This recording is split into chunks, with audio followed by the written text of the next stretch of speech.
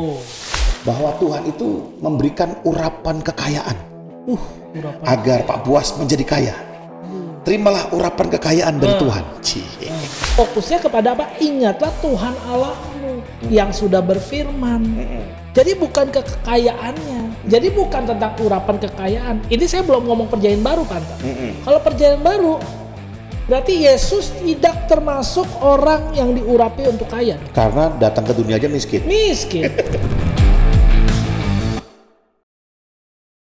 Iya, kita berjumpa lagi dalam program podcast Akap Anta Kirana Asa Boas dari Keblinger jadi kebenar. Ya, semoga kita tetap menyajikan kebenar-kebenar. Iya dong. Ya, oke. Karena banyak yang keblinger. Banyak yang keblinger ya. Semoga kita tidak ikut keblinger. Tidak ikut.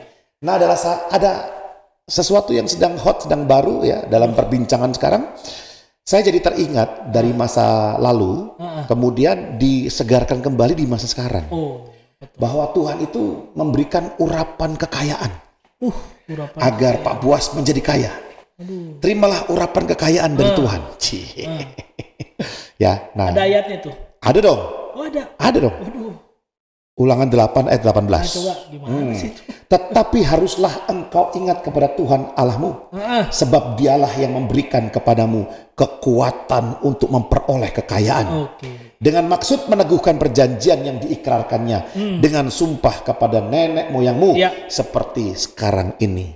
Tuhan berikan kepada kita kekuatan untuk mendapatkan kekayaan dan disesuaikan lah ya di perjanjian baru mungkin dibikinnya urapan untuk kaya. Oke kan? Enggak dong. Kok enggak lagi? itu keblinger atau kebenar? Itu keblinger lah. Keblinger? Jelas. Wah, nggak terima nih gua nih. Pak, gimana ya? Ayo coba kebenernya versinya gimana? Iya kan gini, kalau ayatnya dari Ulangan, pertama kita harus mengerti dulu Ulangan itu kan termasuk dari 5 kitab Musa. Pentateuch ya. Pentateuch yang dibuat oleh Musa khusus kepada orang-orang Israel waktu itu. Betul. Dan sejarahnya adalah Ulangan mengulang perkataan-perkataannya Musa. Makanya namanya Ulangan. Diulang-ulang. Diulang-ulang. Kenapa? Karena untuk mereka, supaya mereka berkehidupan dengan baik waktu itu. Salah satunya adalah yang baru dibaca, mengingatkan bahwa Tuhan berjanji. Tapi kan dari ayat situ aja udah ketahuan sebenarnya. Fokusnya jangan ke kekayaannya. Fokusnya kepada apa? Ingatlah Tuhan Allahmu yang sudah berfirman. Jadi bukan ke kekayaannya. Jadi bukan tentang urapan kekayaan. Ini saya belum ngomong perjanjian baru, Pak. Kalau perjanjian baru, berarti Yesus tidak termasuk orang yang diurapi untuk kaya. Karena datang ke dunia aja miskin. Yesus bilang, serigala punya lubang, burung punya liang, burung punya sangkar, punya sarang. Nah, anak manusia nggak punya tempat meletakkan kepala. Miskin. Lahir di dekat hewan. Ya. Mati disalib. Iya. Sewa tempat dibaringkan punyanya Yusuf Arimatea. Iya benar. Mau masuk kota, keledai, minjam. Miskin banget. Nah, terus ayat itu nggak enak dong buat Yesus, gimana Pak? Nah, itu aja dulu deh. Jadi ini kalau di perjanjian lama ceritanya bahwa kekuatan untuk memperoleh kekayaan itu saat itu janjinya untuk bangsa Israel. Jelas. Yang dipimpin Musa. Jelas. Yang mereka keluar dari Mesir. Iya, karena mereka kan takut. Gimana nih kalau di Mesir kan enak banget hidup kita. Biar diperbudak ya tapi enak. Bisa makan lah. Bisa makan. Ini padang gurun gimana sih? Tuhan kasih janji, ingatkan. Ayo, kamu akan sampai ke satu tanah yang ada susu dan madunya. Itulah konteks kekayaan buat mereka. Oke, jadi kalau sekarang pengajarannya berkata bahwa berdoalah supaya Tuhan berikan pengurapan supaya Anda bisa menjadi kaya. Itu bukan keblinger lagi ya? Itu bukan keblinger tapi udah kacau balau kali. Keblinger kuadrat ya? Kuadrat.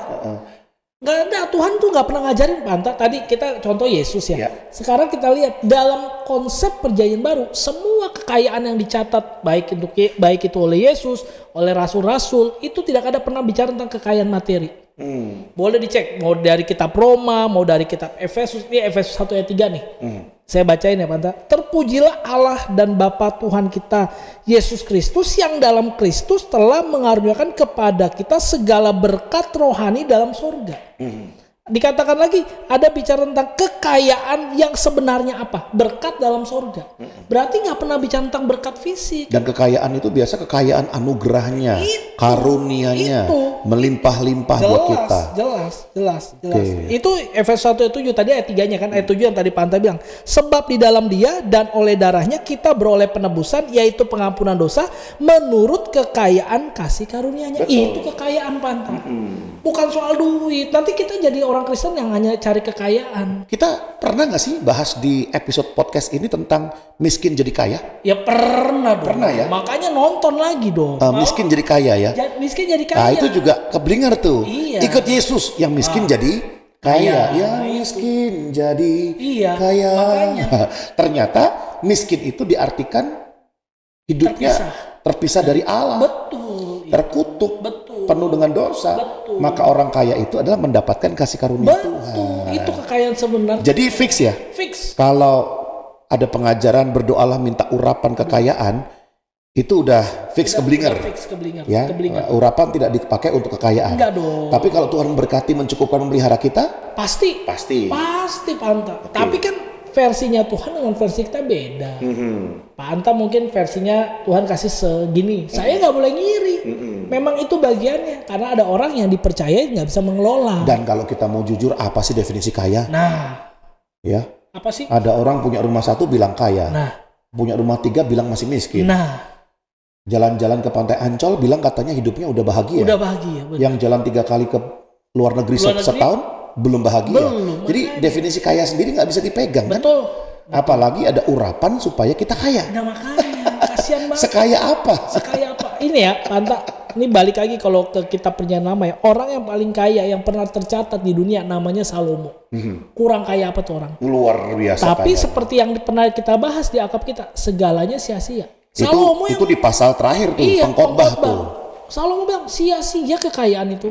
Terus mau dikejar yang gitu, mau diminta urapan kayak gitu, ngapain? Dan Salomo juga berkata nih, gara-gara ngomong kitab pengkhotbah, orang yang ingin kaya tidak akan pernah puas dengan kekayaannya. Persis.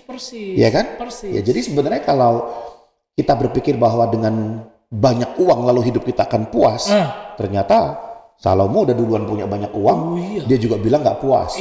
Maka di kitab pengkhotbah pasal terakhir berkata, intinya adalah hiduplah takut akan Tuhan. Benar, itu intinya. Nah makanya balik ke kitab Ulangan tadi, ingatlah akan Tuhan. Itu kan takut akan Tuhan. Berarti yang di stressing di sini ditekankan bukan tentang kekuatan untuk memperoleh kekayaan, tetapi ingat kepada Tuhan, Dia yang kasih kita kekayaan. Benar. Dia yang kasih kita kepenuhan, kebutuhan kita dipenuhi. Persis.